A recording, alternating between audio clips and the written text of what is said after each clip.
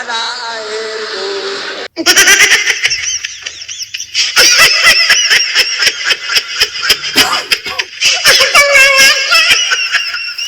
Agar aku di sanalah tanah airku.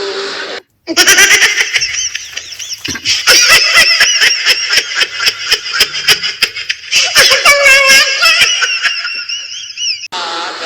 aku di sanalah tanah airku.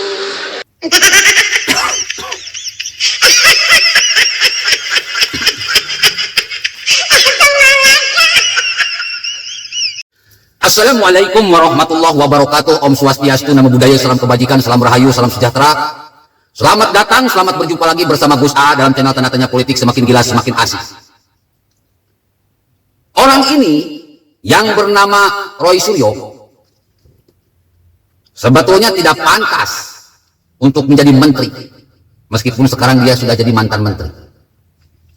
Sebetulnya tidak pantas menjadi seorang politisi. Ya karena kelakuannya kayak tai. Sebetulnya tidak pantas menjadi elit Demokrat. Ya karena alatnya bejat. Niatnya nyindir. Malah nyinyir.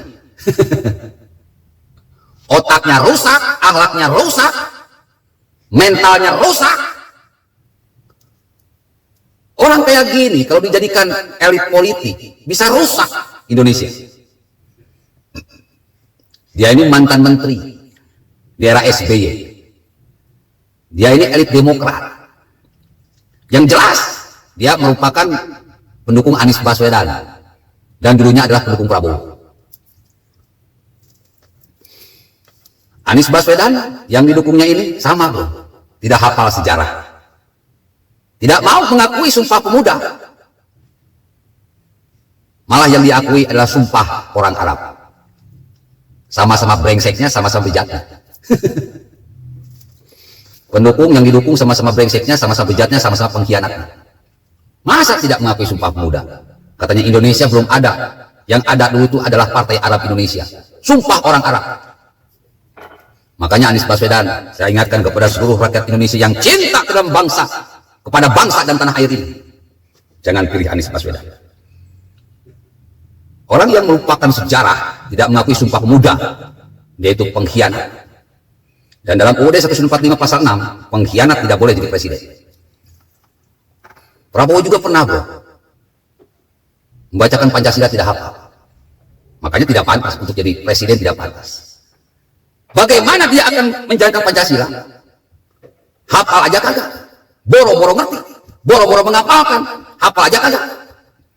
Maka Prabowo saya colet jadi presiden.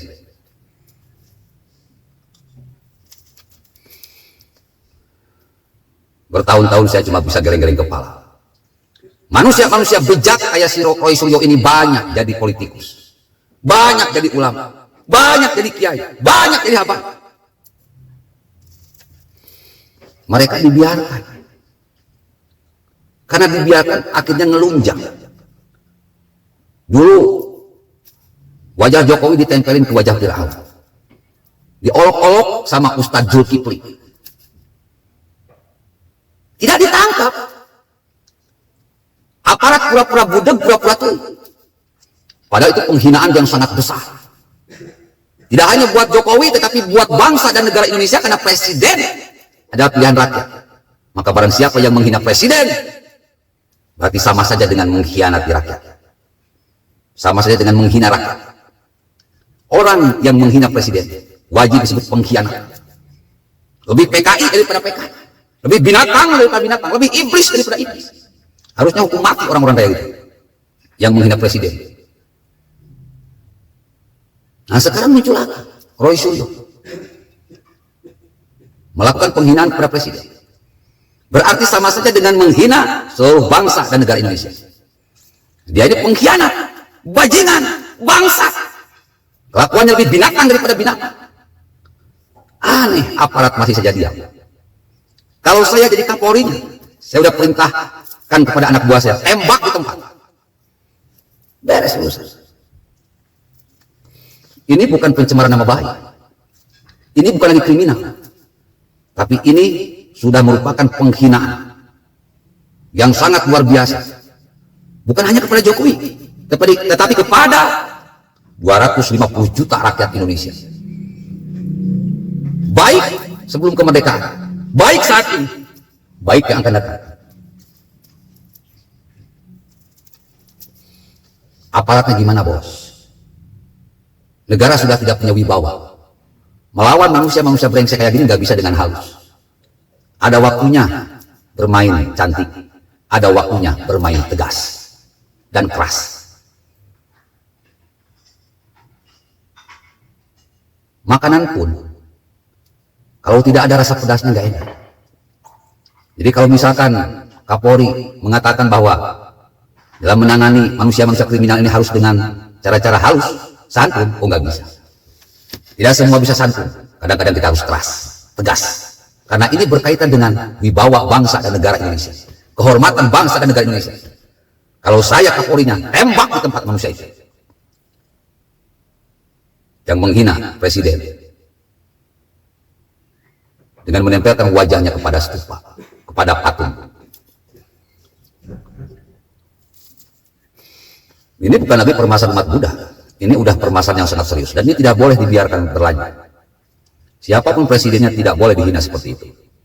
Dan sudah saatnya aparat tegas. Biar tidak terulang lagi di masa depan. Presiden Indonesia itu dimuliakan di dunia, dihormati di dunia. Masa di bangsa sendirinya dihina-hinakan? Otak disimpan di mana? Demi menjaga wibawa kehormatan bangsa dan negara ini, saya minta tangkap. Kalau perlu hukum minimal 20 tahun. Dan kalau perlu hukum mati aja lah manusia-manusia kayak ini. Rusak. Bahaya orang kayak ini. Assalamualaikum warahmatullahi wabarakatuh. Kami itu dulu orang tua kita pendiri PAI, Partai Arab Indonesia. Yang Partai Arab Indonesia itu mendeklarasikan satu, tanah airnya Indonesia. Dan mengatakan tanah air Indonesia di tahun 34. Bapak-bapak ibu sekalian, orang Arab mengatakan tanah air Indonesia tahunnya 34. Apa sih, coba kita pikir, apa sih yang terjadi? Nekat. Tahun 34 nekat. Kenapa? Apakah Indonesia sudah ada? Apakah Indonesia sudah ada? Apakah Indonesia sudah ada? Apakah Indonesia sudah ada? Apakah Indonesia sudah ada? Apakah Indonesia sudah ada? Apakah Indonesia sudah ada? Belum. Belum. Belum. Belum. Belum. Belum. Belum. Kalau orang Jawa mengatakan saya Indonesia, ternyata Indonesia tidak terjadi, dia tetap Jawa. Orang Bugis mengatakan saya Indonesia, ternyata Indonesia tidak jadi, maka dia terjawab. Nah itu orang Arab mengatakan saya Indonesia, barangnya belum ada. Kalau ternyata Indonesia tidak terjadi, mau ngaku Jawa nggak bisa, mau ngaku Arab dibilang ente sudah bilang Indonesia. Cari aja sana Indonesia di mana. Nah ada banyak.